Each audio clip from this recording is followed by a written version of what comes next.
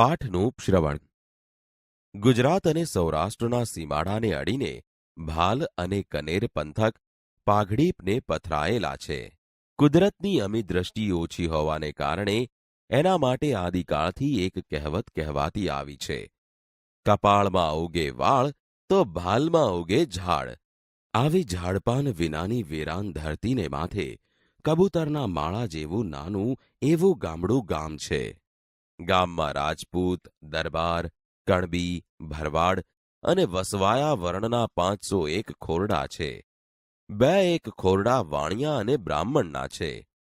ઉનાળો ધરતી પરથી ઉચાળા ભરવા માંડે, ચોમાસાના પગરણ મંડાય અને ભારે વરસાદ તથા વાજળીથી ગાડા માર્ગ બંધ થઈ જાય છે. મૌર્ય ગામના ખેડૂતો તાલુકા મથકે હટાણું કરવા જતા અને 3-4 મહિના ચાલે એટલી જીવન જરૂરિયાતની, ખેતીની અને ઘર વપરાશની સટરપટર ચીજ જણસોની ખરીદી કરી ઘરમાં સંઘરી રાખતા એ સમયની વાત છે. મહેનત મજૂરી કરીને 2 પાંદડે થયેલા કહળસંગ ગાડું જોડીને ધંધુકે હટાણું કરવા ગયા છે. સુલેમાન ઘાંચીની ઘાણીએથી 2-3 ડબ્બા તલના તેલના, મોદીની દુકાનેથી દેશી ગોળની ભેલીઓ, દાળ, ચોખા, મીઠું, મરચા, લસણ, ડુંગળી અને બટેટાના કોથળા ને બીજું આઘું પાછું ખરીદ કરી ગાડામાં મૂક્યો. રાંધવાનો ભરડો દઈને ગાડું ગામના માર્ગે વહેતું કર્યું. ત્યાં 2 મણ કપાસિયાનો કોથળો માથે મૂકીને પવનના વંટોળિયાની જેમ વહ્યા આવતા હરખચંદ શેઠે સાદ દીધો, "એ કહળસંગભાઈ, ઘડી 7 બળદિયાને તાણી ઝાલો ને, આ કપાસિયાનું બાચકું ઘર લગી લેતા જાઓ ને." હરખચંદ શેઠ બળદિયાના ગજા ઉપરાંતનો ભાર આજ ગાડામાં ભર્યો છે. ઈમાં તમારો કપાસિયાનો કોથળો ક્યાંથી હાલશે? "ભાઈ સાબ, કપાસિયા ભરે કોઠી થોડી જ ફાટી જાય, ભલા થઈને આટલું બાચકું લેતા જાઓ." હરખચંદ શેઠ ગામમાં હાટડી માંડીને બેઠા છો તો માલ લઈ જાવા આગવું ગાડું ભાડે કરી લેતા હો તો નરી વાણિયા વિદ્યા જ વાપરો છો. ભઈલા, આજ તો હાટની ખરીદી કાંઈ ન હોત. વૈદના પડીકા લેવા આવ્યો હતો, પણ થયું કે ઘરે ગાય વિયાય એવી છે ને અહીં સુધી આવ્યો છું તો લાવને કપાસિયાનું બાચકું નાખતો જાઉં.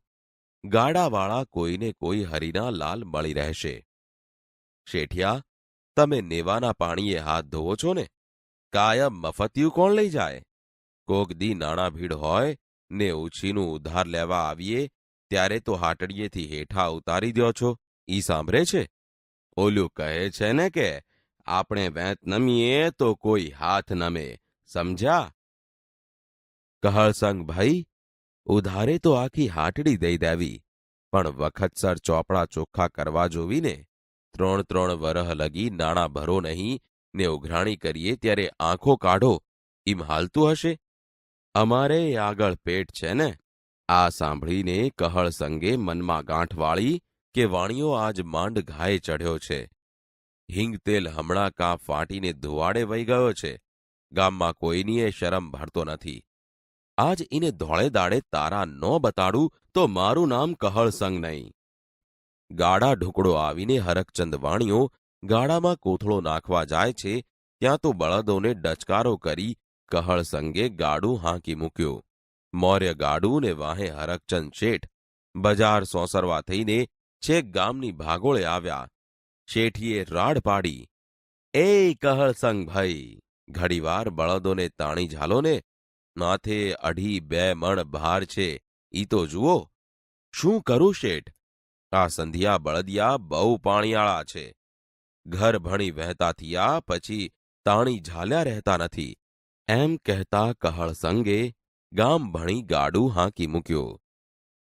હરખચંદ શેઠ ઢીલા પગે ને વીલા મોઢે કરામતી કહળસંગના ગાડાને જતું જોઈ રહ્યા. બળદ તાણી ઝાલ્યા રહેતા નથી ઈ વેણ ચતુર વાણિયાના મનમાં ક્યાંય સુધી ઘુમરીઓ લઈ રહ્યા. એમને ભીંત સોંસરવું સૂઝ્યું કે કહળસંગે નરાતાર દાંડાઈ કરી છે. પછી એમનાથી બબડી જવાયું, "મહાળા રાજપૂતે કરી છે ને કાંઈ?"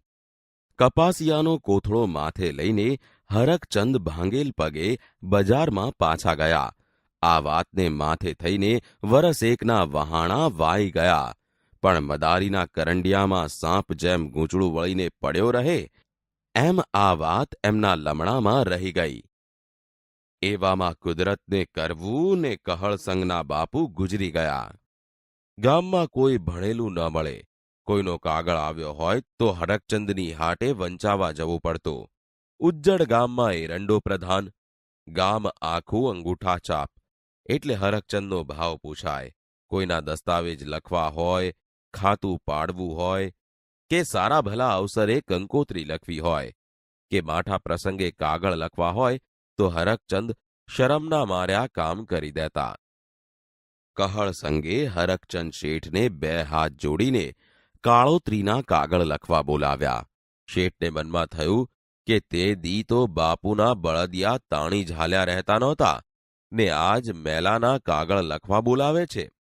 ઠીક લાગમાં આવ્યા છે. આજ ઈને ભાલીએ ન ભરાવી દઉં તો મારું નામ હરકચંદ નહીં. આમ વિચારીને શેઠ કાગળ લખવા બેઠા. કહળસંગે એમના બાપુનું કારજ પાંચમનું રાખેલું. શેઠિયાએ થોડા કાગળ પાંચમના, થોડા છઠના, થોડા સાતમ, આઠમ અને નોમના તથા થોડા દસમ, 11ની તિથિના લખીને જાવા દીધા. પછી તો ભાઈ 1 દિવસનું કારજ હતું, ઈ લગાતાર 7 દિવસ ચાલ્યું. ઓલ્યા જાય ને ઓલે આવે, ઓલ્યા જાય ને ઓલે આવે. કહળસંગના કુટુંબવાળા સંધાય વિચારમાં પડી ગયા કે માળું આ ચમનું વેતરાણું છે. અલ્યા, મેલાના કાગળ કોની પાસે લખાવ્યા હતા? કાગળ તો હરકચંદ શેઠે લખી દીધા હતા. ઈ તો ડાયું મનેક છે. ઈ ઉઠીને આવી ભૂલ ન કરે હો. શેઠિયાને બોલાવીને પૂછો તો ખબર પડે ને. આ તો ખમતીધર ખોરડું છે, પણ કોઈ મોળા પાતળા માણસનું ખોરડું હોય તો ખેતર વેચવા વારો આવે કે બીજું કાંઈ. હરકચંદ શેઠને તેડું મોકલ્યું.